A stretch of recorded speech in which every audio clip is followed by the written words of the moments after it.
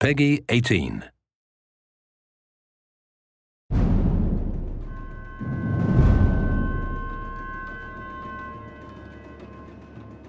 Joseph Capelli, our hero, the last sentinel, lives in Haven, Oklahoma with his family, and their primary strategy for surviving the occupation of the Chimera is to hide, to stay hidden, to avoid contact.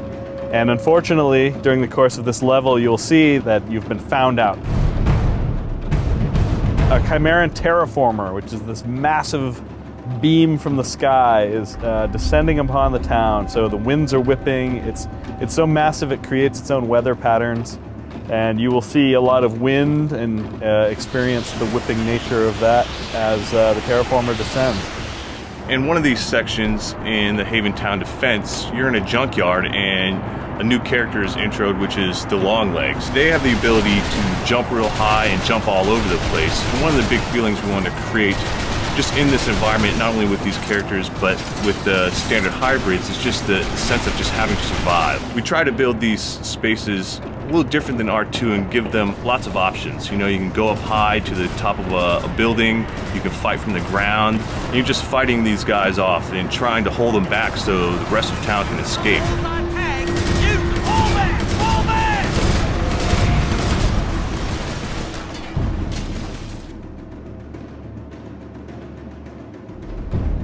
At the beginning of the game, this is really the Wizard of Oz setup. This is the hurricane happening. They're just chasing you back to the center of town. You're fighting them off, and they're bringing in more drop ships, and it's just like the whole Chimeran force is just coming down on the player right then and there. You have a certain gaming paradigm involved when you're fighting those hybrids.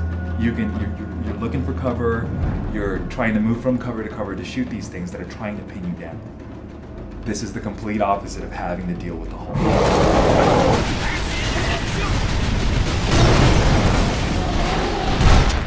Well, oftentimes it starts off with the designer coming up to me and telling me what their needs are.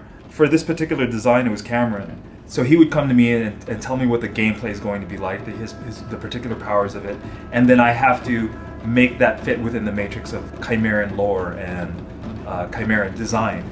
So I did the initial drawings, and I did a bunch of different heads. Some way more alien, much more original, much stranger. But the stranger ones weren't working because it didn't feel like part of the Chimeran ecology.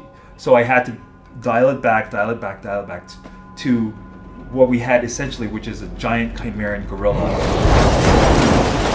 In this case, his particular heat stacks were actually located on his chest and on his shoulders. And so that's why, you know, when he overheat, he rips it off, showcasing like the damages that was done underneath. And it's one of those characters that he changes state from, like, you know, goes on all fours, climbing on things and stuff like that, which is pretty cool.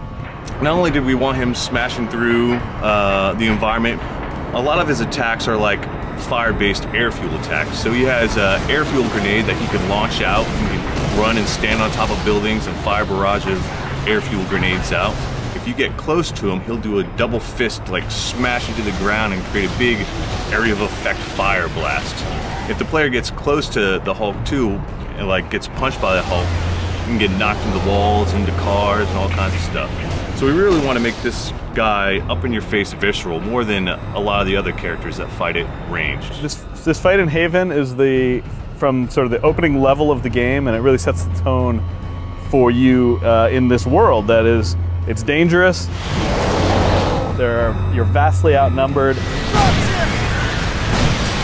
and there's never really an opportunity to feel safe.